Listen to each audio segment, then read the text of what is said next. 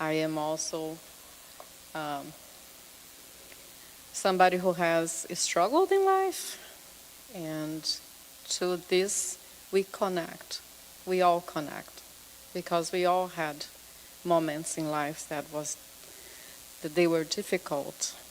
But the fact that we are here, it shows that we have some strength that we called resilience that allowed us to be here. And in this community of faith, I am sure that spirituality is a huge force that bring you all together, bring us together. And I have goosebumps when I speak about it, so I feel it. I feel your energy and the energy of my friend who just arrived here. So I will start. Of course, I'm nervous, right? And when I am nervous, my English just disappears. So if I begin speaking Portuguese here, so don't be surprised. So first of all, let's make it a talk, right? So the topic is, what is mental health, and why should we talk about mental health? First of all, why should we talk about mental health?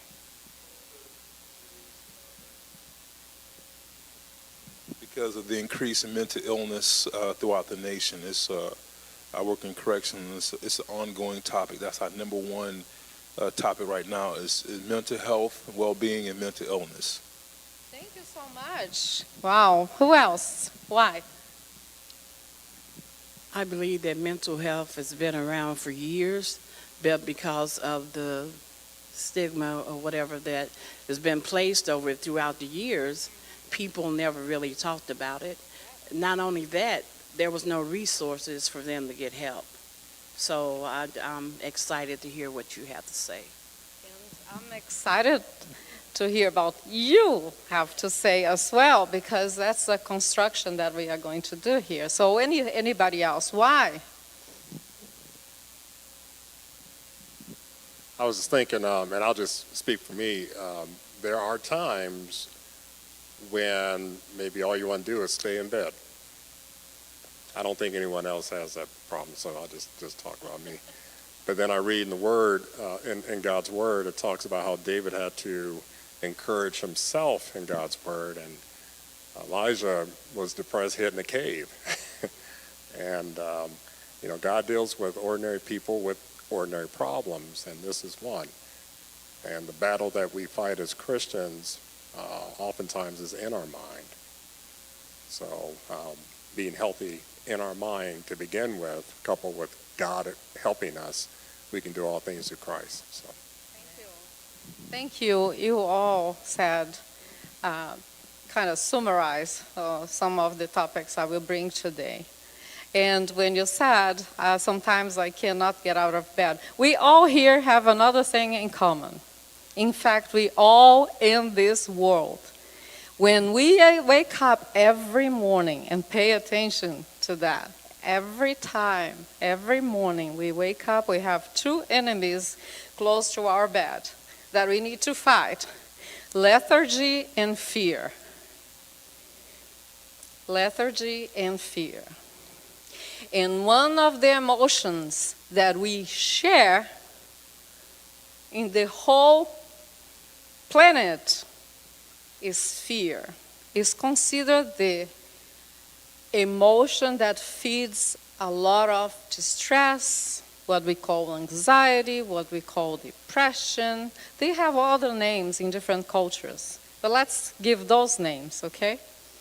So fear is the flame that burns inside and manifests in different ways. So you all answer wonderfully, why should we talk about mental health? But what is mental health?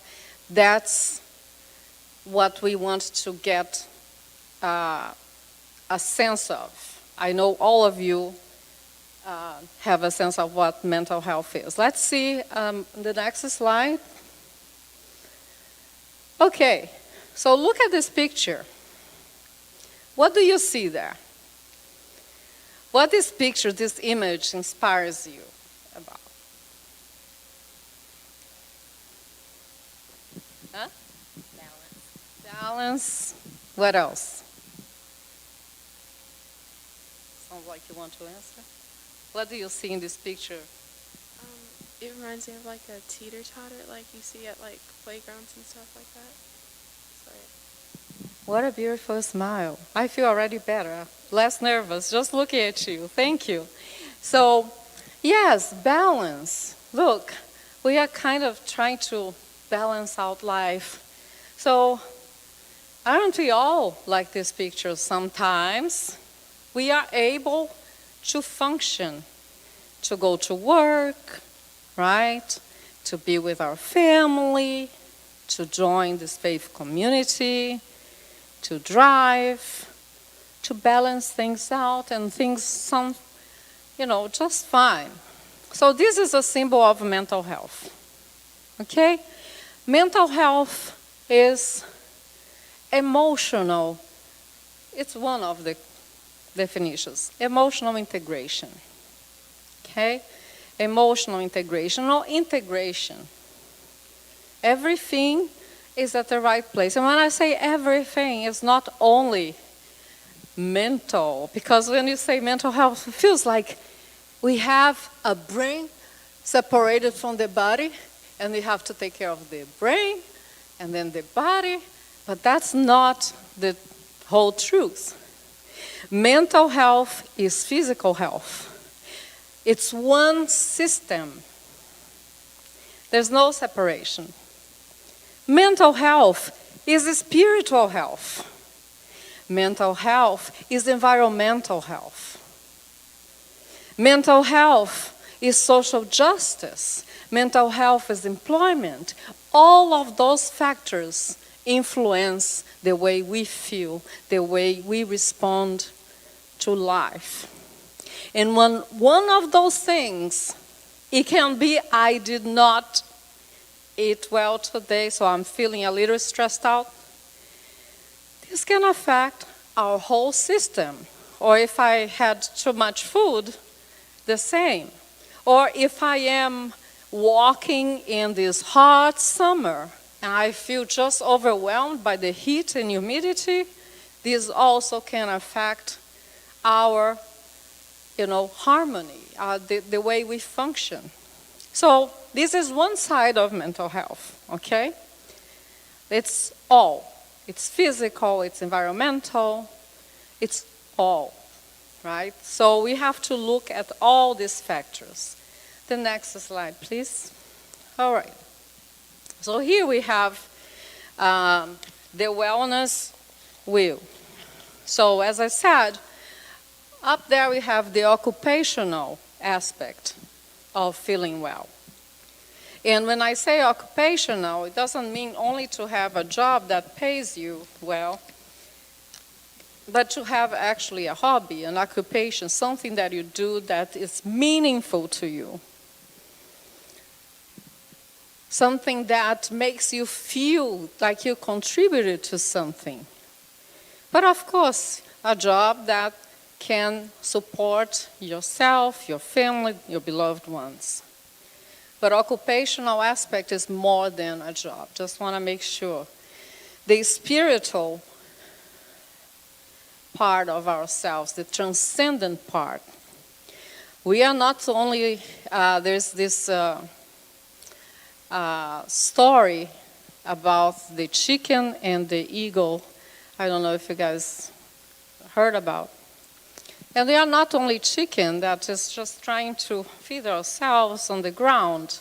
We are also this majestic bird that want to transcend. And at some point we feel like, well, I have a house, I have a family, I have a job, I have this. There is something inside of me that is asking for more, that is not satisfied, right? And what is this more? That's our transcendent part, and we can say also the spiritual side of our experience. We can't have only the experience of paying bills, going to job, doing this, doing that. We have to consider the spiritual aspect as well. And that's when this community of faith comes with importance. Because, first of all, it's a community. We need to have support. We need to like each other, to be able to see with the eyes of empathy what you can see with your physical eyes. Intellectual, have some knowledge, education that can lead you to make sound decisions. Physical as well. But I'm telling you, I had such a horrible backache these days that even as a therapist, I felt really like, gosh, I need a therapist right now. I'm feeling so bad. So the physical aspect of our experience is also important. We need to watch that. The emotional aspect, do I feel loved? Do I love? Am I open to relationships? Well, am I open to new friends? Do I feel validated?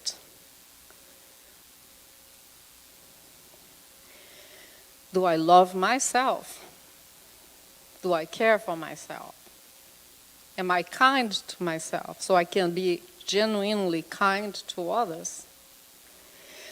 And the environmental aspect of our experience, all that is going on brings some tension and anxiety to be human and to be part of this amazing planet that is living and that we need to take care of. The social aspect, to feel like I'm accepted the way I am, to feel like I can connect to others without feeling judged and without judging others as well. So this is the wellness wheel. So, as I said, mental health is spiritual health, physical health, environmental health, social justice. This is all mental health. This is one thing, one system. Next. So now, I love symbols and pictures. So what do you see there? What happened to that beautiful picture that was everything was fine and right? What happened there? Yeah, have you ever felt like that? Me too. Yes. And what happened that we feel like this from time to time? Worry. Yes.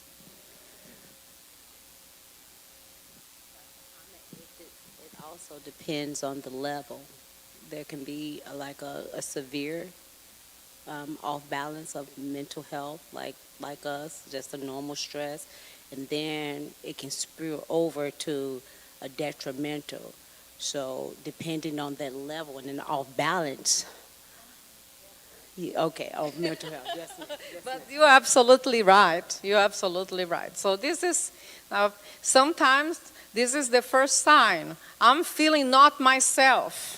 I'm feeling a little nervous. I'm feeling a little edgy. I go home, I can't rest. I can't sleep. I have trouble staying asleep. I lose motivation to join others, to work. First sign that I'm not quite, in balance with my well-being. Like I'm not feeling okay. So next. And this is normal. We all go through that other picture like it's kind of part of life to have conflicts, to have difficulties. In fact, we need difficulties to grow. We need that. So, but what do we see that? Then we have everything's okay, but that comes something that is doing what?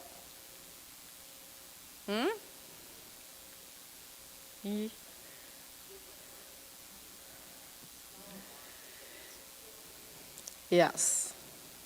Yes. This is a symbol of trauma.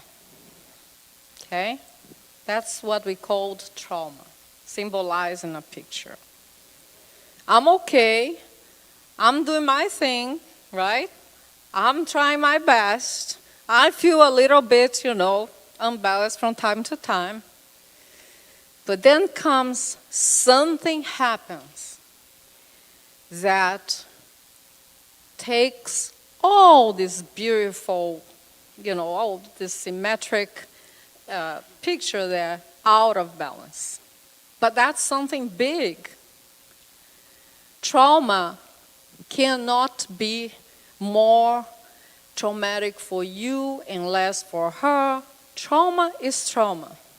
Trauma is when you experience something that it's not usual to you, that you do not expect, that you do not even dream about. It's something unexpected and so strong that can take you out of yourself, sometimes can bring you to despair, to emotional pain. Now,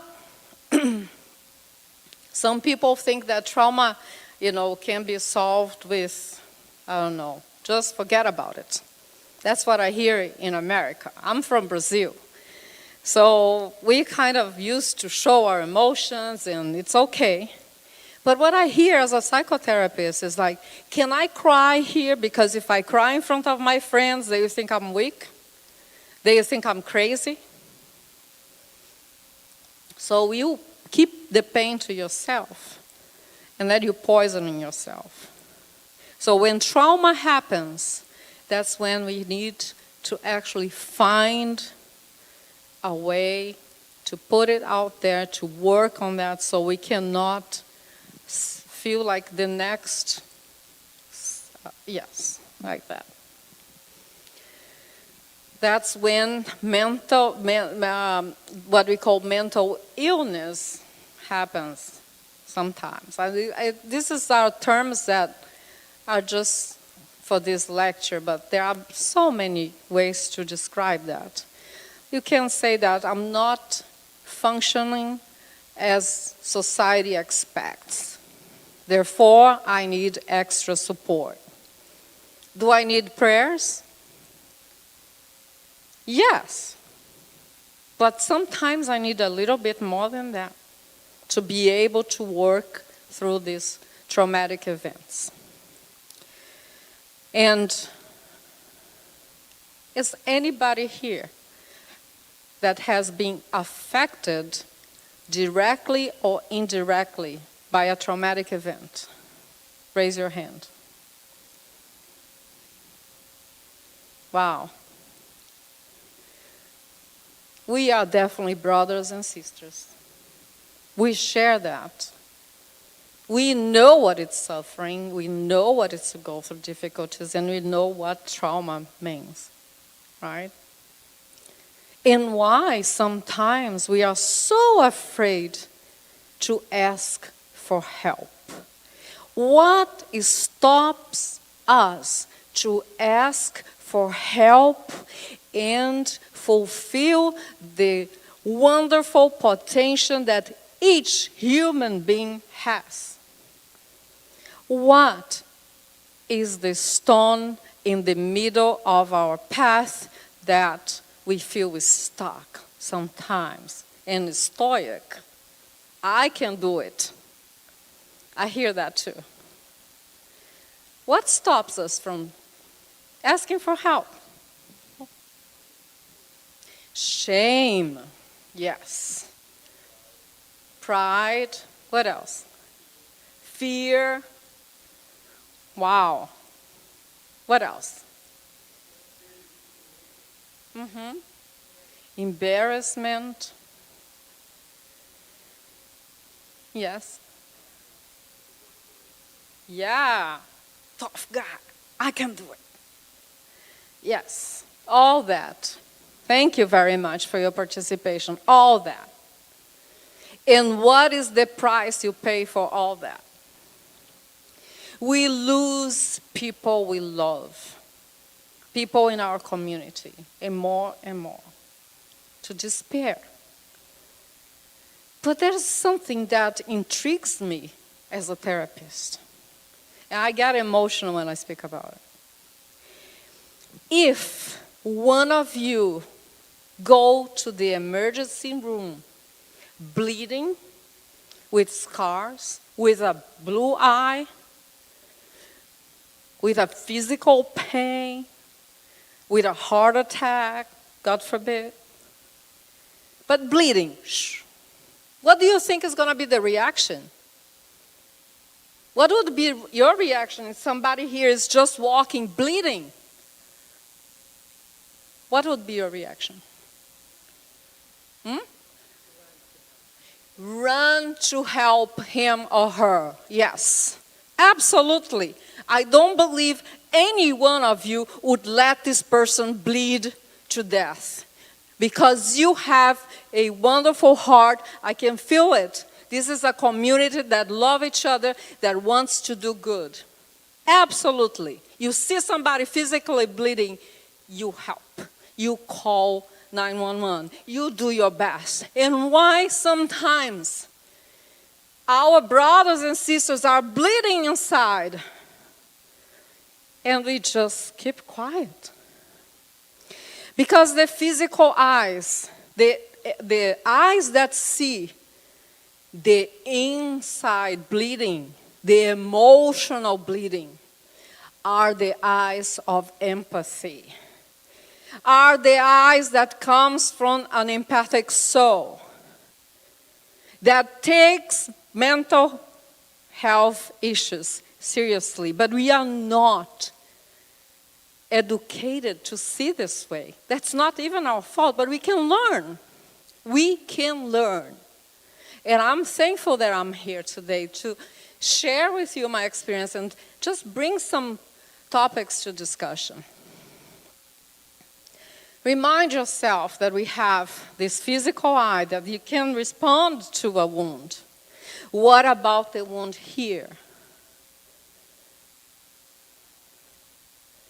How many times I was bleeding and few people came to me. Some actually said, well, go to your room.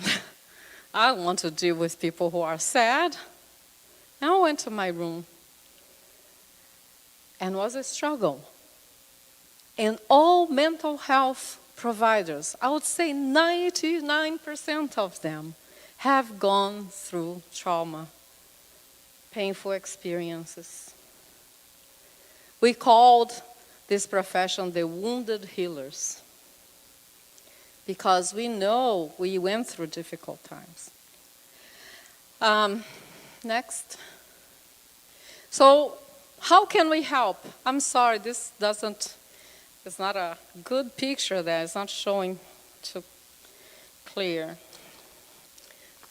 Is my accent okay? Thank you. So warning signs. Of course, it's different to each one of you, of us. You can't say, well, I have anxiety, and then the other person say, oh, I have anxiety too. I understand how you feel. No, you don't. You don't. I don't as a therapist. You are the expert of you. And through you, you can find the healing with support of your community of faith, with support of your family, with support of mental health professionals. Am I saying that all are good? No, but don't give up. There are some good people out there. As in any profession, you'll find some mental health professionals that they have difficulties, but also the relationship we establish with your therapist or your doctor, it's what makes the difference as well. So the warning signs, as I was saying, if you observe that your child, that your friend, that your brother, that a family member is becoming withdrawn, less interaction with family and friends, that's a warning sign. Okay? And what can we do? Encourage this person to participate in social activities, try to reach out through phone calls, and to find a get-together with the family and friends. And that's when a community like this is important. To be together, to feel I'm not alone, I'm connecting. The first warning sign is isolation. I don't want to be around anybody. Then a drastic mood change. Just easily angered, becomes more aggressive, or wants to sleep all the time. It's never enough, and wake up feeling always tired. So what can you do? You can find people you can trust and reach out to them when you start to feel overwhelmed. It can start just like that. Then another one, increased risky activities, including drug use and alcohol, that served as a distraction. And also, what I hear from people, I don't want to feel my pain. And what can you do? Encourage the person to do physical activities. The psyche, which psyche, when I say, is the whole, body, needs movement. This psyche needs movement. Well, I arrived at home yesterday. I was so tired. I felt so miserable. And then we put some music and we began to dance. Right, Martin? We began to dance. And then I said, wow, I was so tired. My energy is back. The energy is never gone. It's just directed to something else. Maybe, like you said, I'm worrying too much, so all my psychological energy is in this worry. But if I am able to move, literally move my body, I can feel this energy back. Or go for a walk. You don't need to dance like a Brazilian to get better, trust me. You can go for a walk. You can actually around the house do something, I don't know. But try to watch these warning signs. So giving away important possessions and making end-of-life plans. So you can change that by work on developing new skills or new hobbies, finding something new to, as an occupational form of addressing those issues. Some people say goodbye to friends, and so you think, that's strange, this person is saying goodbye to friends and families. So instead, you can keep healthy diets and sleep habits and change some habits that are unhealthy. And looking up ways to die, buying a gun, saving pills. So then that's when you have to really talk to a medical provider or a therapist and then learn positive ways to deal with stress. Next. So again, that's bad. So somebody said stigma. That's why people don't ask for help. First of all, mental illness is just an excuse to live off of benefits and not contribute to society. Have you heard that? Or, everyone has anxiety and struggles with depression. It's all in your head. Go to the gym, wash your hair, you'll feel better while you are at it. Stop thinking so much. Somebody literally told me, stop thinking, just do it. Doesn't work this way.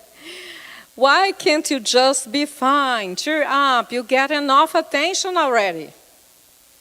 Or therapy and medications are just scams. You don't need all that.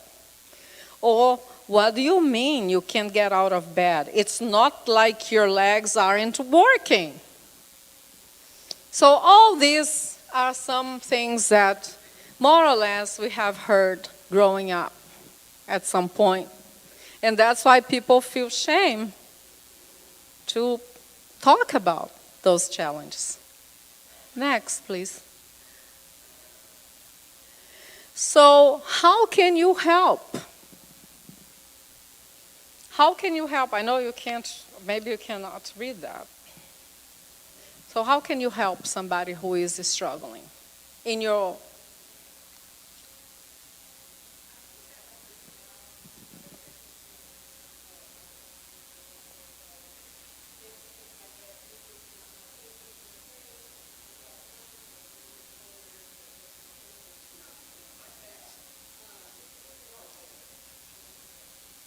Wonderful. Being aware and show up. That's what you said. So show up. That's important. You?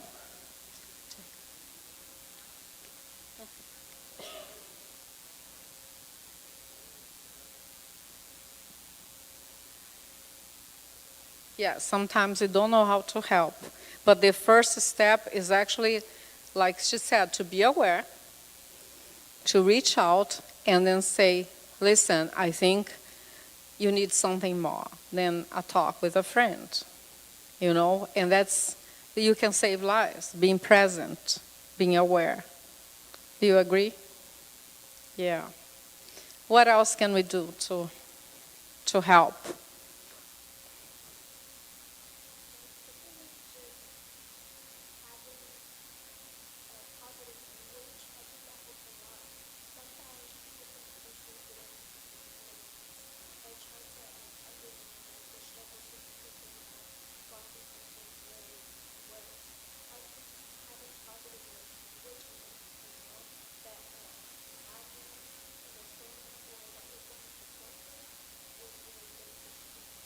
Wonderful. You are a person-centered psychotherapist right now, a positive psychology.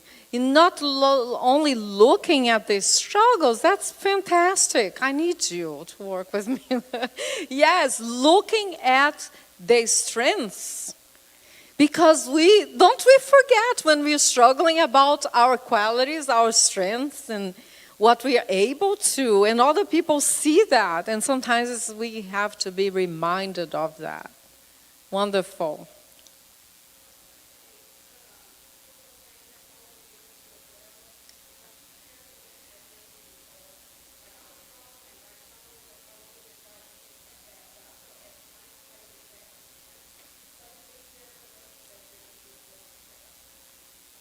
Wonderful, yes, absolutely. And you? Who?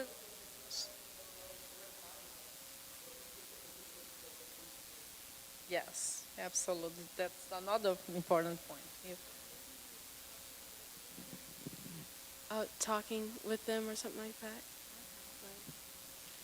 Exactly. And so I know what you mean, to be in touch, to speak with somebody and say, hey, I'm here for you. But what else? Like finding resources. Yes.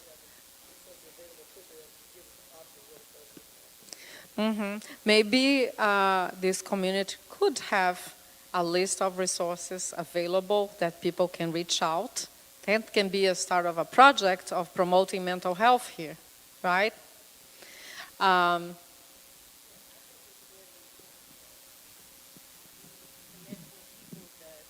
That's going through anything or problem or mental health, we have to realize that their problem is very real to them.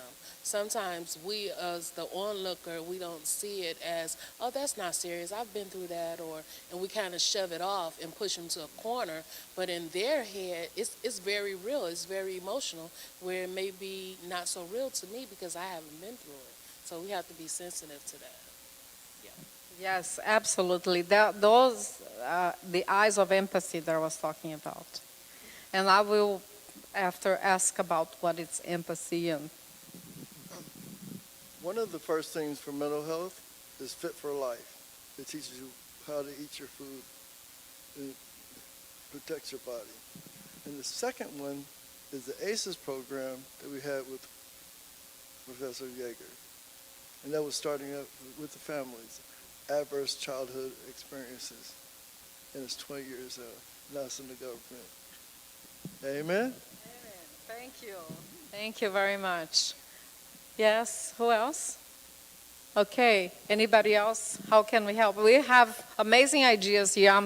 I love it, you all contributing to it. And what else? And any other way that we can help? My favorite psychologist.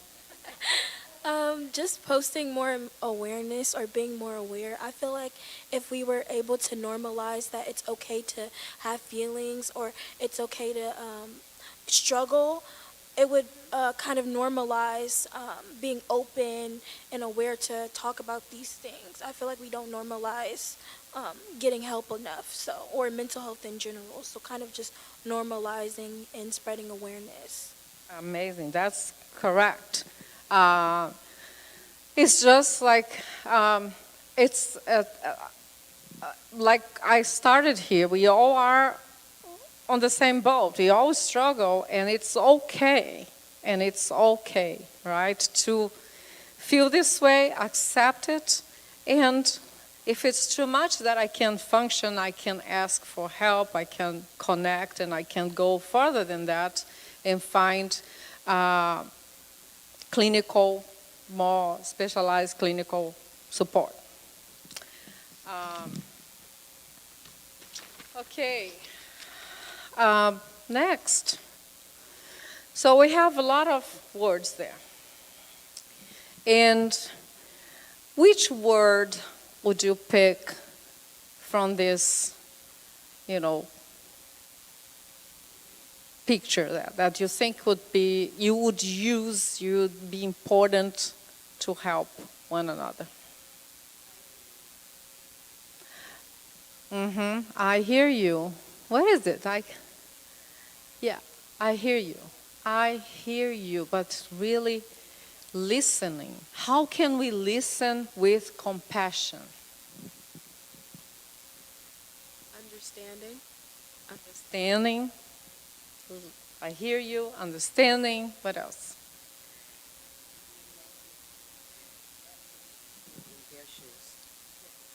Yes. Imagine yourself being in their shoes.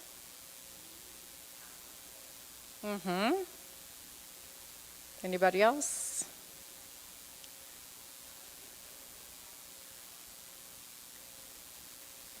Yes, absolutely. What else?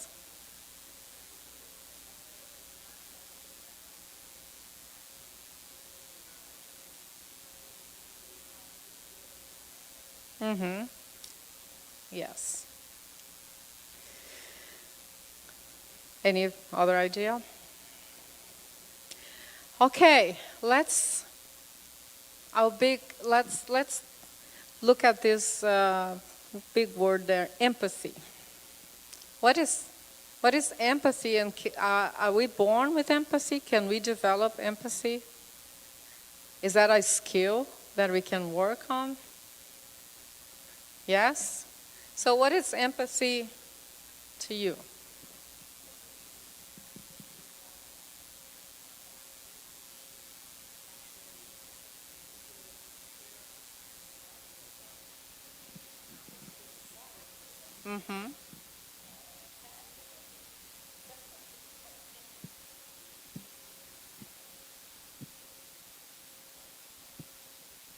Okay, good. Any other idea? That's wonderful definition. Yes, and you also said something important. Maybe what my friend has experienced, my son has experienced, my mom, I don't know. I have never been there, and it sounds easy for me, but the person who is experiencing that feels differently. We are all different here. We all have probably, some similar words to define our experience. In fact, words do not express the range of emotions that human beings experience. It's impossible to put in words. Have you ever felt like I can't talk about it? It's just, I don't have words to describe how I feel. Have you felt this way? Have you ever felt this? Exactly, and that's absolutely normal to feel this way because we are so rich and so complex and so different that even if I say, I know how you feel, you actually don't. But you can say that I'm here with you. I'm holding your hand. Martin. Who? I can bring the microphone. That my husband who came from Germany to contribute to the Bloomington community. Yes. I mean, it's not only so complicated because everybody knows out of his or her own experience what feelings are about. And so I have something I can connect. If somebody is angry, I know also anger. And I have a basis for that to come closer to the other person and understand how this anger feels. It's the same with grief or sadness, with every possible feeling we all have as human beings, the ability to feel, and we all experience that in different ways. Thank you. All right, so now we discussed a lot about all this empathy and compassion and listening. And listening is not listening to yourself, like somebody said, it's not about you. It's listening to the person and listening with empathy. So not I, but it's just like an acronym that I use when in crisis intervention. Now I will teach you. It's called LOVE. It's listening, understanding, and validating. So if you can use love, that's the first step for the person to feel understood and feel encouraged to look for further help. Okay? And listening is making sure this is are you saying this? And if the person says yes, but the person says no, then you explore a little bit more. So you actually go to the next letter, which is understanding, and showing empathy and showing that you are actually listening and feeling that, well, I understand that it's very difficult to go through this. Your experience is hard. I don't know. You guys know much better ways probably than I to, express to your family members, to your friends, right? And validating. One of the most difficult feeling that and that we experience is not feeling understood and not feeling validated in what we experience, in our feelings and in who we are. So validation is also really important to make the person feel welcome. And how can we validate somebody? I think you all spoke a little bit about this here. But how can you validate a person that is struggling?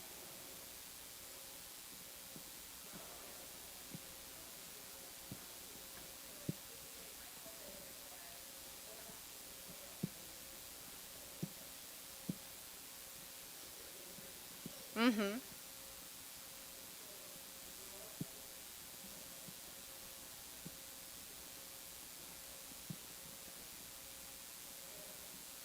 Yes, yes, wonderful. Now, I would like for you, each one of you, close your eyes for a moment and connect with someone that you feel you have an intuition, or you know that is going through a difficult time, and it's more than that. You feel like he, she, they are struggling.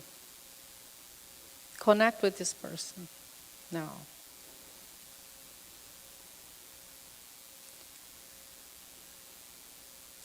Now, imagine yourself walking through a path with this person that you feel, or these people you feel are struggling. Saying, you are not struggling alone. I'm with you.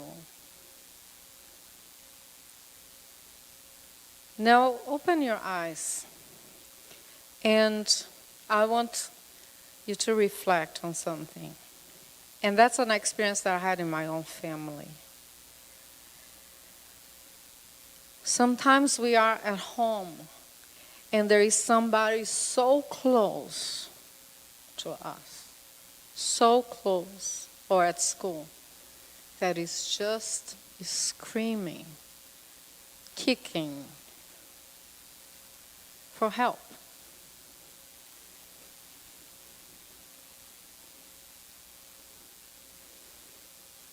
But sometimes we are too busy. Sometimes we have to finish our work. Sometimes we need to cook.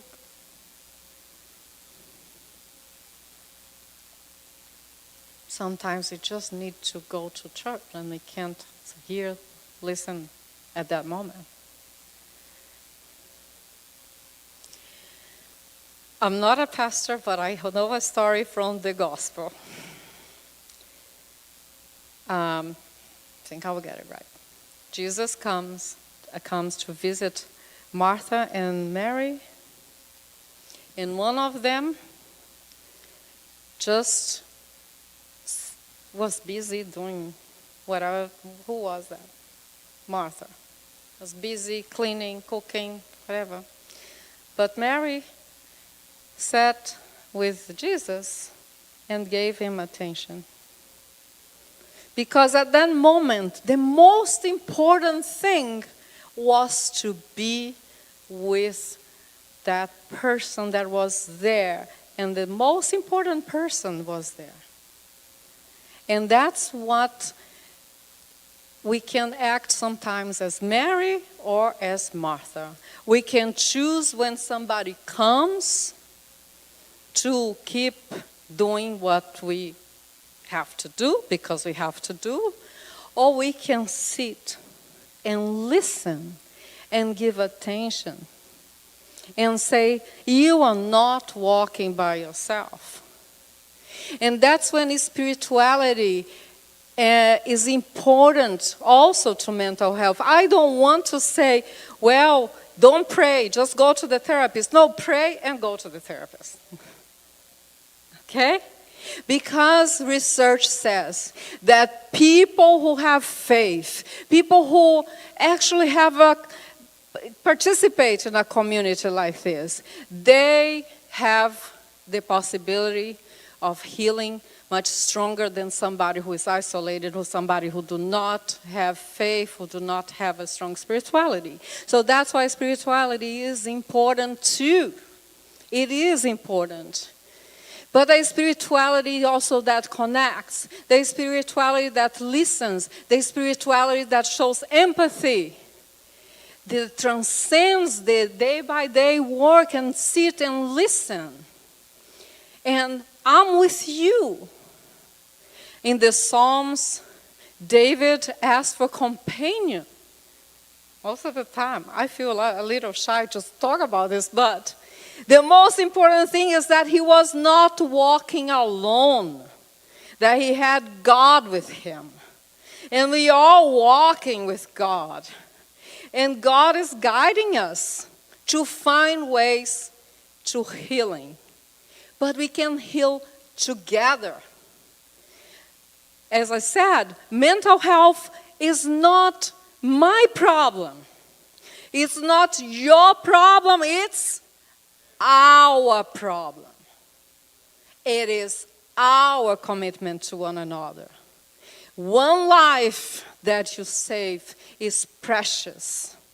And you can save lives by listening with empathy, by guiding, by having resources in this community to reach out and say, here, I love you as a brother or as a sister, and I want you to find help, because we value your life. So now, what we can do in this community to make this possible. We already started with one idea, to have a list of resources. What else we can do, like concrete? I don't know. Any ideas here? Mm-hmm. In our church, we have individuals who work in areas of mental health, such as Sister Teakwa, and there's some others who do counseling. Our sister here works front line with people who are probably in immediate crisis and in danger or being harmed. We have medical professionals that are here. Sometimes it's reaching out. We have pastoral help that's available. But just having the sense of knowing you're not alone. And you're not expected to shoulder this alone, and there's no shame in saying, I need help. And hope is what brings also this energy for change and finding meaning in this work. So next, I think this is my last. Yes, I want to thank you for this time together, and to say that it was such a pleasure and honor to be here, and your participation so important. I feel energized, and we work at the same place, so we are tired, but just to feel this energy from this community really got me, wow, I'm happy. And listening to this young, intelligent, not that the old folks are not intelligent, but the young, intelligent, group here, that was so impressive and beautiful to hear. Gives me so much hope. So much hope. Thank you very much.